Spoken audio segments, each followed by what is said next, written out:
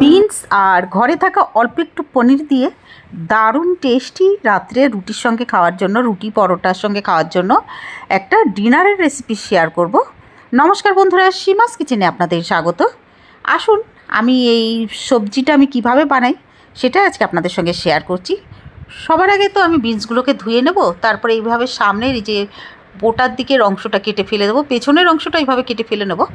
এবার এরকম ছোট ছোট পিস করে কেটে নেব বন্ধুরা। তবে এটা কিন্তু রুটি পরোটার সঙ্গে তো ভালো লাগবে, তাছাড়া ভাত ডালের সঙ্গে সাইডেও রেখে খাওয়া যেতে পারে, দারুণ লাগবে তা। তো সব বিনসগুলো দেখুন কাটা হয়ে গেছে।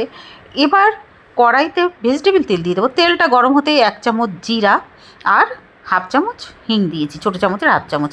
জিরাটা ফুটতে শুরু করলেই একটা বড় সাইজের পেঁয়াজ কেটে দিয়েছি, কুচনো পেঁয়াজ। পেঁয়াজটা দিয়ে এবার ভাজবো। ভাজতে ভাজতে মিডিয়াম ফ্লেমে পেঁয়াজের কালারটা একটু যখন চেঞ্জ হয়ে যাবে তখন একটা বড় সাইজের টমেটো দিয়ে দেবো। টমেটোটাকেও এরকম কেটে রেখেছিলাম। টমেটো দিয়ে এবার ভাজবো। একটু নাড়ার পরে দিয়ে দেবো হলদি পাউডার, ধনে পাউডার আর রেড চিলি পাউডার। মানে ছোটো চামচের হাফ চামচ হলদি পাউডার, হাফ চামচ রেড চিলি পাউডার আর 1 চামচ ধনে পাউডার দিয়েছিলাম। একটু কষাবো। এবার দিয়ে দেবো কেটে রাখা বিনসটা দিয়ে এবার মিডিয়াম ফ্লেমে 1 থেকে 2 মিনিট আমি এভাবে একটু মিক্স করে নেব এই সবজির সঙ্গে মশলার। এবার উপর থেকে দিয়ে দেবো স্বাদ মতো নুনটা দিয়ে আবারও মিক্স করে নেব। মানে গ্যাসটা কিন্তু আমাদের এখন মিডিয়ামেই আছে। এবার 1 থেকে 2 মিনিট নাড়াবো। এবার দিয়ে দেবো 1 চামচ ধনে, 7 থেকে 8টা রসুন আর কাঁচা লঙ্কা আর ফ্রেশ নারকেল। এটার একটা পেস্ট বানিয়ে নেব।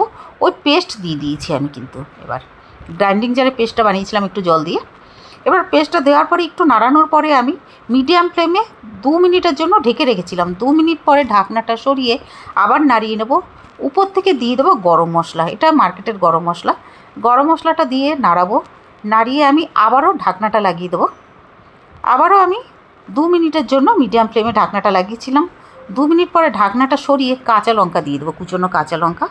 ঝালটা বন্ধুরা আপনারা আপনাদের নিজেদের স্বাদ অনুযায়ী দেবেন। বাচ্চারা থাকলে তাদের জন্য অল্প দেবেন, যদি বাচ্চারা ঝাল পছন্দ করে না যদিও। এবার একটু নাড়িয়ে আবারও ঢাকনাটা লাগিয়ে দেবো। এবার লো ফ্লেমে আমি 4 থেকে 5 মিনিটের জন্য কিন্তু ঢাকনা লাগিয়েছিলাম, যাতে বিনসটা ভালোভাবে গলে যায়, সেদ্ধ হয়ে যায়। এবার নাড়িয়ে এই যে পনির দেখুন, এইটুকুই পনির আছে, কিন্তু এইটুকু পনির দেওয়ার জন্যই কিন্তু টেস্ট কিন্তু ভালো লাগবে সবজিটা। পনিরগুলো আমি ছোটো ছোটো পিস করে কেটে নিয়েছিলাম। এবার পনিরটা দেওয়ার পরে নাড়বো। 3 থেকে 4 মিনিট আমি মিডিয়াম ফ্লেমে কিন্তু এভাবে নাড়বো। নাড়ার পরে এবার ঢাকনা লাগিয়ে দেবো লো ফ্লেমে 5 মিনিটের জন্য।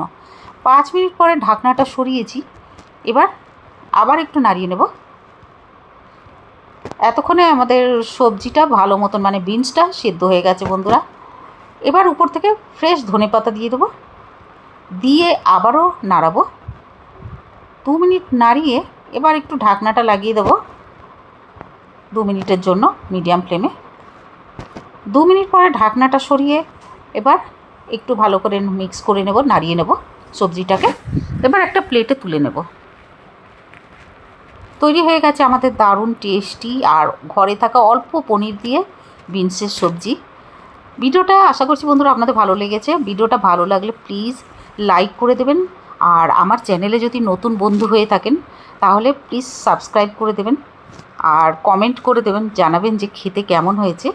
আর লাইকও করে দেবেন আর বেল বাটনটা দাবিয়ে দেবেন, যাতে আমি যখনই নতুন ভিডিও ডালবো আপনারা দেখতে পারেন। ধন্যবাদ।